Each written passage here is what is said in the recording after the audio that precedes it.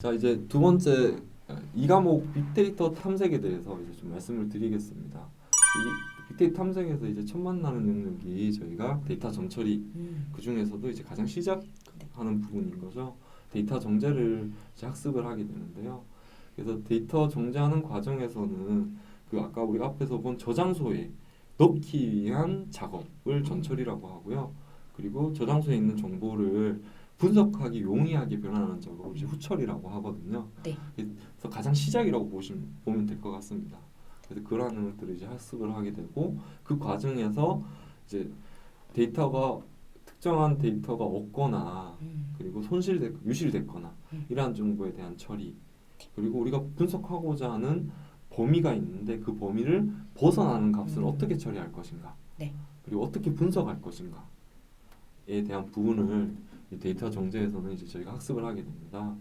근데 여기에서는 이제 저희가 박스 플롯을 해석하는 문제가 출제가 되었었습니다. 근데 저는 가장 중요하게 생각을 했는데 왜 이렇게 출제가 안 됐을까라는 생각을 좀 했었어요. 네. 근데 뒤로 가면은 네. 이제 고급 탐색이라든지 통계기들이 아무래도 다 연관성이 있는 부분이다 보니까 여기서 이제 맛만 보고 실제 문제들은 그쪽 영역에서 중심으로 해서 많이 출제가 됐지 않았나라는 생각이 들었습니다. 네. 네, 그래서 박스 플롯 문제는 논란이 많죠. 네, 맞아요. 이 문제도 좀 논란이 있어요. 네. 왜냐하면 저희가 데이터를 이제 박스 플롯은 지금 이제 보시는 것처럼 데이터를 저희가 분석하는 과정에서 삼포도를 보는 이제 지금 삼포도를 기반으로 해가지고 이제 이상치를 판단하는 형태로 많이 활용을 해요. 네. 그렇다는 의미는 우리가 데이터를 분석하는 관점이 크게 세 가지가 있습니다. 그래서 중심 위치에 대한 부분, 네. 그리고 방금 말씀드렸던 삼포, 그리고 전체적인 데이터에 대한 분포를 분석을 하게 되는 거거든요. 근데 문제가 박스 플롯을 보고 해석이 옳지 않은 것을 고르시오라는 문제가 있었어요. 네. 근데 거기에는 평균과 분산이라는 네. 두 가지의 이제 지문이 같이 나오면서 이제 수험자들이 이제 혼란을 겪게 됐죠. 네. 그래서 근데 저기 중앙값이라고 하는 거는 또 이제 평균과 좀 달라요. 네. 근데 다만 중심 위치에는 평균과 중앙값이 같이 이제 분석하는 지표로 포함이 되어 있거든요. 네. 그리고 분산은 아까 제가 말씀드렸던 삼포도에 네. 포함되어 있기 때문에 네. 이거 어떤 관점으로 해석을 해야 되는지. 네. 근데 보시는 것처럼 여기에는 평균이라는 단어가 없어요. 네. 그래서 이제 평균이 아닐까라고 생각하는데 분산도 아닌 건 맞다는 의견이거든요. 그래서 제가 사회조사 분석서를 보니까 네. 박스 플롯에 대한 문제가 있더라고요. 네네네. 보니까 여기에서는 박스 플롯을 가지고 분산을 볼 수 있다라고 되어 있어요. 아, 그래요? 네, 근데 이제 또 공부를 또 많이 하신 분들은 그렇죠. 엄연히 중위수엔 평균이 들어가 있다. 이거 데이터 진흥은 어떻게 하실지 저 정말 궁금합니다. 그렇죠. 맞아요. 전체적인 이제 박스 플롯이 이제 4분위수라는 걸 이용을 네. 하기 때문에 네. 그러니까 25%, 50%, 75%의 위치를 찾아가지고 이제 박스 플롯 형태로 그리는 거예요. 그러다 보니까 분산도 볼 수는 있어요. 네. 근데 아까 제가 말씀드린 관점에서는 분명히 영역이 다르기 때문에 그쵸. 그래서 좀 약간 혼란이 있는 문제가 아닌가라는 생각을 저는 솔직히 좀 하고 있습니다. 네, 이거 너무 헷갈렸어요. 선처를 부탁드립니다. 해주면 좋겠네요. 네.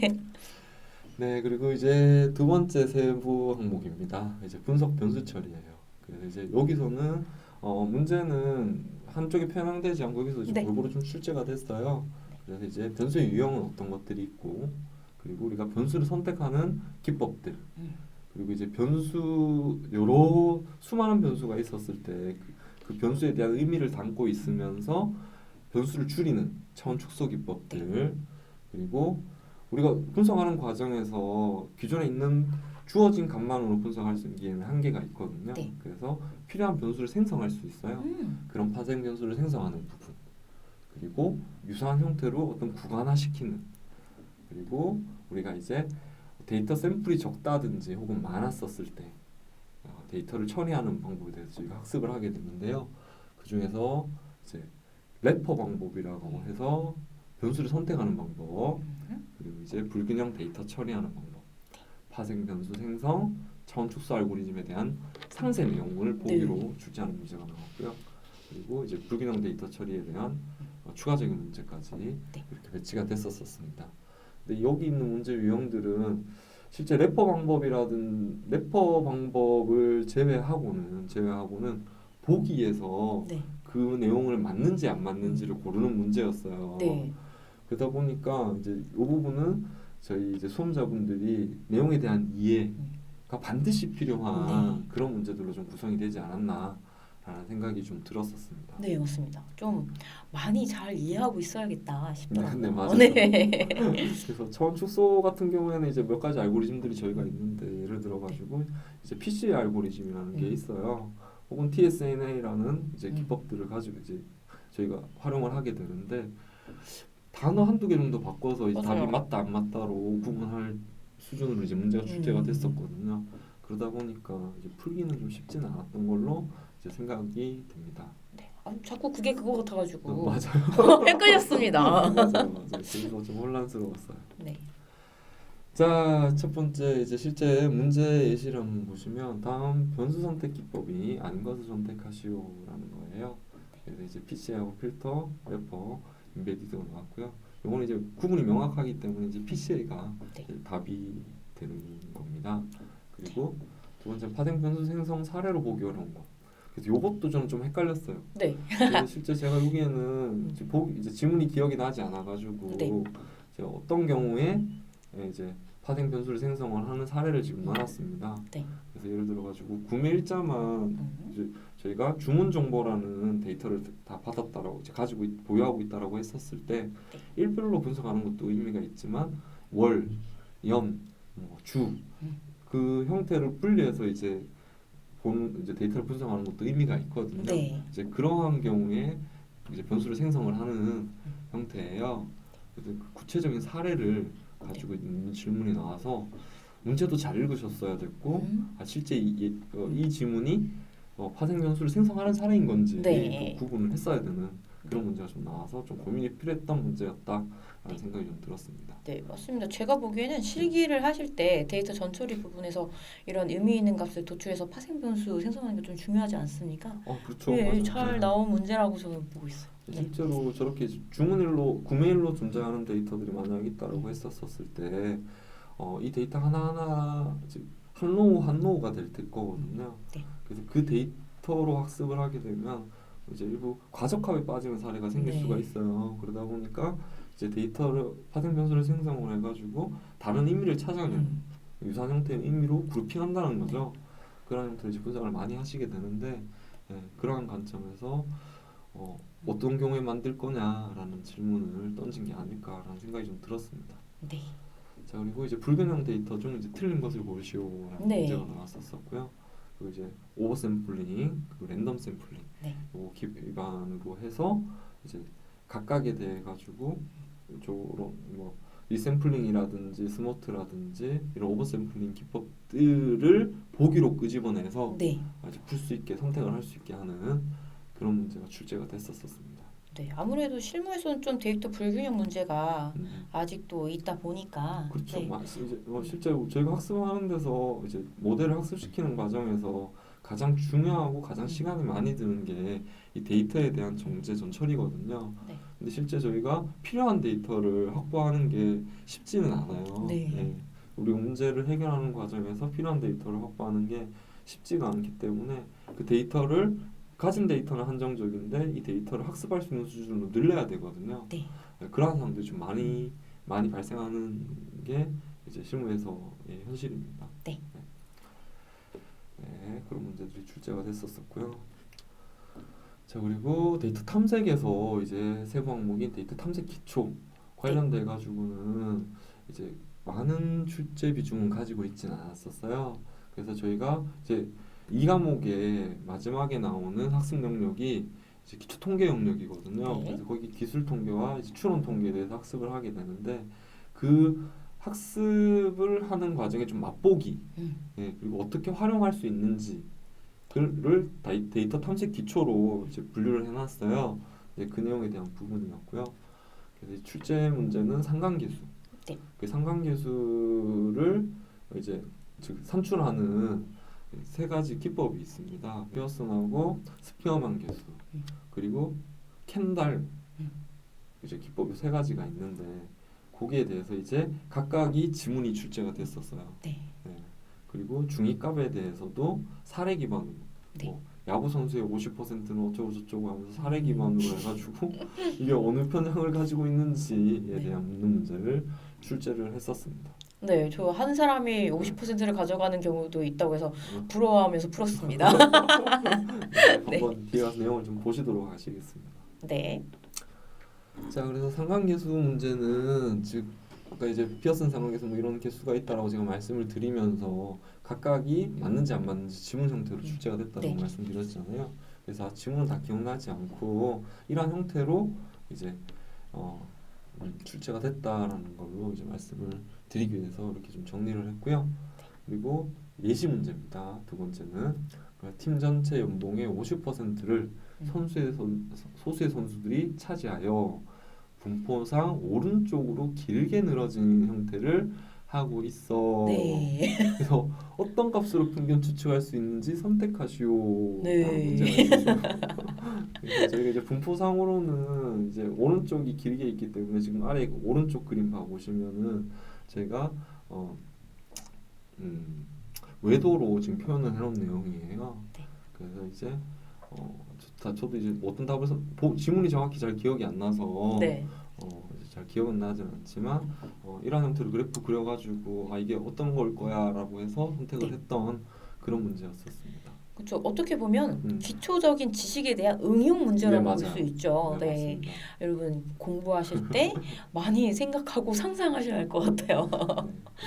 네, 그래서 분포에 대해서만 인지를 하고 있으면 네. 이제 그게 어려운 문제는 아니었었기 때문에 네. 네. 지문을 가지고 이제 외도를 떠올리고 그리고 차이를 인지만 하면 네. 이제 접근이 쉬운 문제이나 네. 이게 연계가 안 되면 네. 끝없이 어려운 문제가 아니었나 네. 그런 생각이 듭니다. 그렇죠. 기존에 이제 시험을 위한 공부가 아니라 네네 맞아요. 네. 실제 데이터를 어떻게 봐야 되는지를 네. 그리고 이런 왼쪽으로 치우쳐 있어서 오른쪽이 길게 늘어진 형태이기 때문에 이러한 데이터도 우리가 균형을 맞춰줘야 되거든요. 네. 그런 것들을 묻는 의도였으면 네. 좋은 문제가 아니었나라는 생각이 듭니다. 네. 자 그리고 이제 고급 아까 이제 초급 데이터 탐색이었다면 이제 고급 데이터 탐색을 또 저희가 이제 학습을 하게 돼요.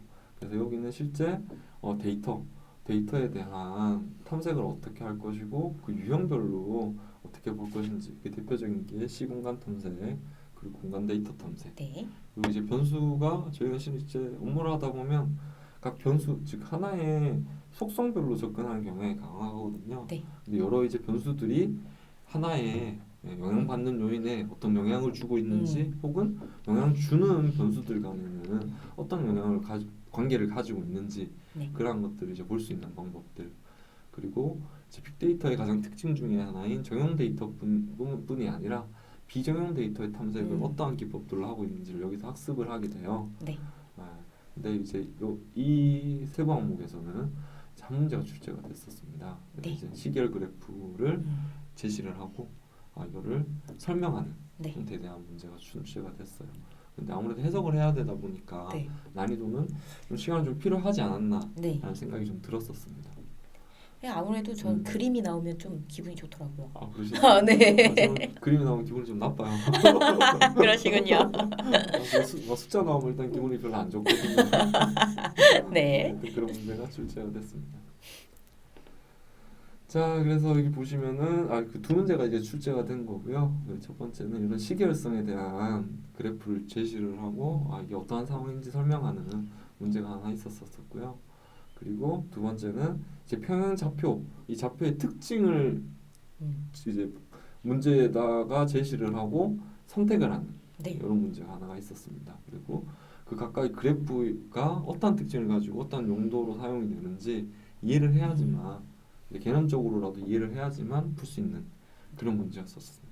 그래프 어디서 찾으셨어요? 이거는 시계열 그 기본 그래프여가지고 찾기는 힘들어서 있는 거 그냥 가져다 붙였습니다. 예, 그러셨군요. 네. 자 이제 기술 통계 그리고 이제 추론 통계가 다음에 나올 건데요. 그 이제 우리 이번 수험생들 특히 이제 비종자분들 그리고 IT 쪽에서도 이제 분석 쪽을 하지 않으시는 분들께서 가장 이제 어렵게 접근했던 문제들이에요. 비중도 상당히 높았었고요. 근데 저희가 이제 그 통계학에서는 통계를 크게 두 가지로 분류를 합니다. 첫 번째는 기술 통계고요. 기술 통계는 자료를 요약하거나 분석할 수 있게 그래프화시키고 도식화시키는 그 영역을 기술 통계라고 하고요. 그래서 그 요약된 정보로 저희는 통계량을 산출을 하게 돼요. 그래서 그 통계량을 가지고 지금 모수를 이제 확률 기반으로 예측을 하게 되는 거거든요. 그래서 이제 후자는 추론 통계라고 표현을 합니다.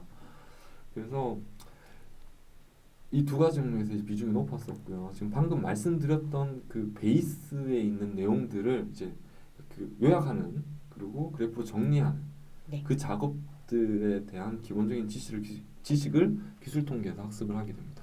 네.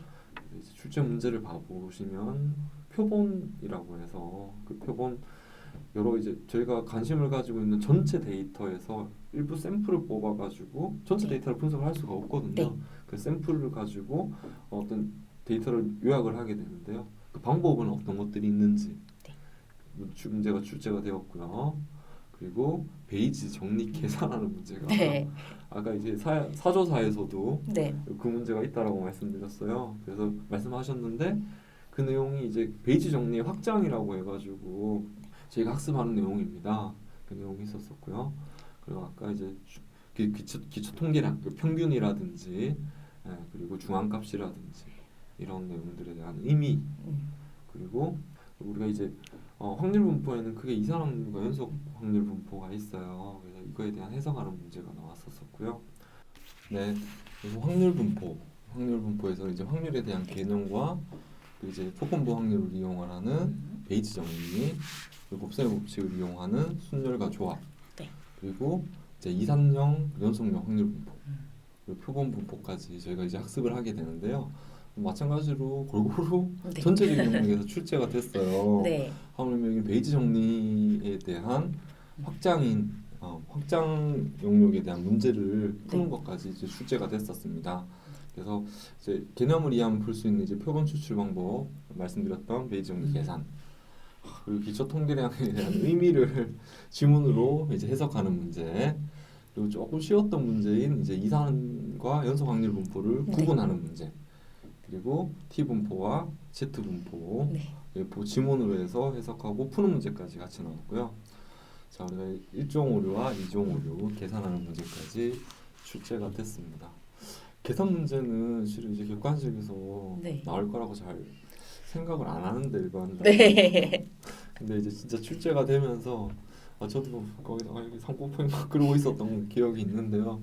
근데 이제 실제로 봤었을 때는 출제자도 이제 통계 공식에서 이제 예를 들면 루트라든지 이런 것들이 있기 때문에 쉽게 산출할 수 있고 그리고 이제 Z 분포에서는 이제 Z 값을 주면서 신뢰 구간을 계산하는 문제가 출제가 됐어요. 그래서 그런 문제들은 이제 산수 정도 레벨이긴 했었거든요. 근데 다만 이해가 안 돼 있으면 절대 문제를 보는 순간 포기할 수밖에 없는 그런 문제들로 이제 구성이 됐었습니다. 네, 저는 산수 포기자기 때문에 이거 어떻게 해야 되나 굉장히 난감했습니다. 게다가 또 그 수험 출력표라고 하나요? 수험표에 계산기는 지참이 불가능하다라는 글을 보고 약간 온도차가 있었던 것 같아요. 풀이 문제가 나오면 조금 어렵게 나올 거다라는 예상을 하고 있던 분들이 계산기 필요 없다고 하니까 이렇게 하셨는데 이제 간단한 산수 문제가 나왔음에도 불구하고 당황을 하게 된 거죠. 네, 맞습니다. 그래서 저희 시험장에도 여러 분들이 계셨는데 문제를 먼저 한번 넘겨보잖아요. 한숨을 막 쉬시더라고요. 그러셨군요. 그러셨습니다. 네, 아까 말씀하시면서 이 소리가 그 시험장 소리, 그 생동감. 자, 그래서 이제 우리 베이지 정리의 확장의 문제예요. 실제로 이제 전확률 기반에서 우리 이제 조건부 확률이라고 하면 이제 최종적으로 우리가 사후 확률을 이제 산출하게 되는 거거든요. 근데 거기서 이제 조건부 확률은 원인을 주고 결과를 찾는 거고요. 사후 확률은 결과를 가지고 원인을 찾아내는 거예요. 네. 그래서 이제 그 안에 이제 하나의 개념이 이제 전확률이라고 지금 보고 계신 공식이 네. 그에 대한 이제 공식에 대한 확장이거든요.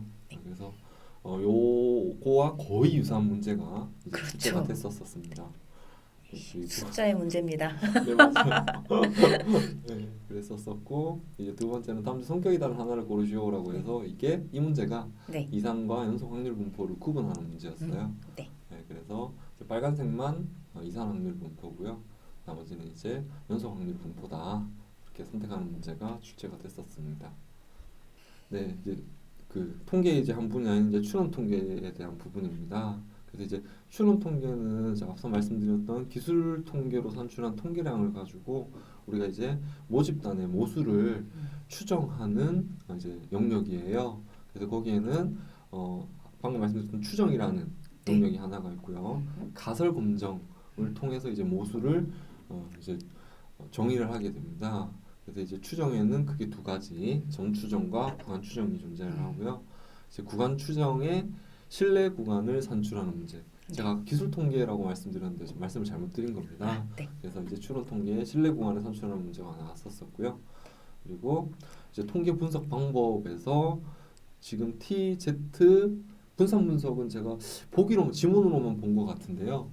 그리고 이제 교차 검증, F 검증까지 다 출제가 됐었었습니다. 다 나왔군요. 네, 맞습니다.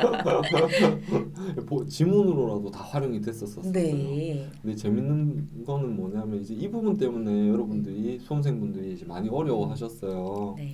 그래서 그 예를 들어서 Z 검증이라고 했었을 때 우리가 일반적으로 이제 모수에 대한 분산이나 편차를 아는 경우에 이제 Z 분포를 활용을 하게 되거든요. Z 검증을 쓰게 되는 거거든요. 네. 그래서 이제 이러한 형태의 지문들이 이제 쭉쭉 딱 배치가 되다 보니까 네. T 분포와 이제 T 검증과 Z 검증을 이제 혼란해하시는 거죠. 그럴 수 있어요. 네, 네. 그럴 수 있습니다. 네, 그래서 이제 그런 문제들이 나오다 보니까 이제 여러분들이 많이 이제 혼란스러워하셨고, 그리고 이제 F 검증과 교차 검증, 이제 교차 검증에서도 실은 이제 F 분포를 활용을 하게 최종적으로 통계량을 검증할 때는 F 분포를 쓰게 되거든요. 네. 이제 그런 구분이 명확하게 개념이 안 잡히셨다면 네. 또 이제 혼란스러워하는 형태의 문제들로 좀 구성이 됐었습니다. 네, 그렇죠. 네. 이 시점에서 이제 네네. 한숨 소리와 맞아요. 11시가 지나면서 나가는 소리와 맞아요. 네. 한 시간 안 돼서 다들 나가시는 분들 꽤 많으셨어요. 네. 자, 그래서 출제 문제는 최대 우도 세타 산출하는 문제가 있었었고요. 신뢰 구간 산출하는 문제 있었었고, 그리고 점추정 문제, 이건 답을 선택하는 문제가 하나 있었었고요.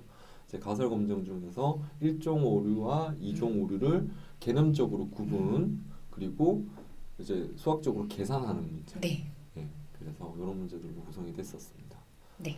자, 그래서 결론적으로는 기술 통계와 비슷하게 통계적 지식을 검증하는 문제가 다수 출제가 된 영역이었습니다. 자, 그래서 실제 이런 형태의 문제였어요. 네. 네, 그래서 이제 표본수 주어주고요. 네. 그리고 우리가 이제 표본 평균을 주고 그 안에서 이제 그 신뢰 구간을 산출하게 되는 이제 Z-값을 주고요. 그리고 이제 계산을 해라라는 문제가 나왔었습니다. 네. 네, 그리고 두 번째는 이제 1종 오류와 2종 오류에 대해서 이제 가설 검증 기반에서 이제 묻는 문제가 나왔었고요. 1종 오류는 참인 것을 이제 거짓으로 판단하는 오류라고 해요. 네. 그리고 2종 오류는 거짓을 네. 참으로 판단하는 오류라고 하거든요.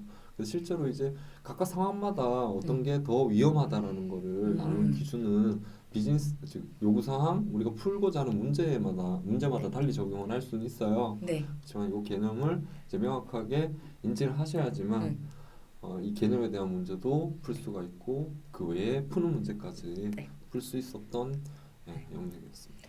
저는 이 일종 오류 풀 때마다 이 문구가 하나 있어요. 어떤 문구가 있어요? 아, 왜 맞는데 틀리다 그래? 맞아요. 네.